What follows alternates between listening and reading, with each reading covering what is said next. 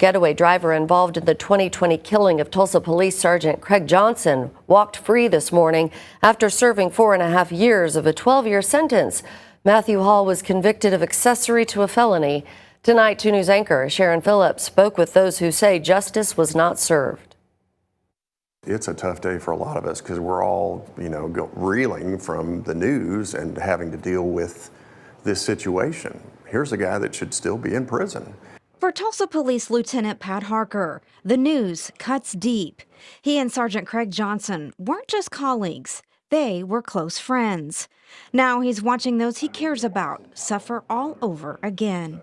It's demoralizing because realize every time something like this comes up, they relive this. They relive the trauma, they relive it. Here's a widow and 2 young sons that are having to deal with, they never get to see dad again. And Zark has his physical disabilities that he has from this, and then having to deal with this stress. It's an absolute frustration, and the criminal justice system, we know it, everyone else knows it, needs to be fixed. The pain Harker describes stems from that fatal night in 2020. According to court records, Matthew Hall served as the getaway driver after David Ware fatally shot Officer Craig Johnson and critically injured Officer Arash Zarkashan during a traffic stop. Hall then disposed of the weapon along the Arkansas River. You can see the memorial still stands, marking the spot where Sergeant Craig Johnson was killed here near 21st and Mingo.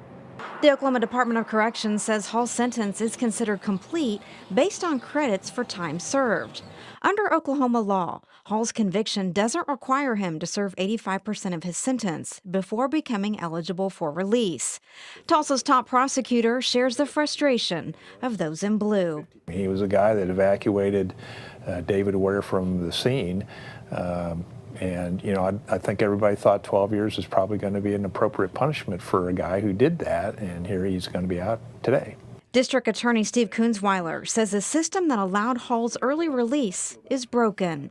It's based upon a different calculation that the Pardon and Parole Board will oversee, and they provide credits. And I often say, if you're breathing, you're probably getting credits. And that's what happened with Mr. Hall's case. It looks like he's only serving 1/3 of his sentence. My goal for this state, hopefully by the end of my time as a district attorney, is can we just get back to a day means a day and a year means a year so that everybody's on the same page.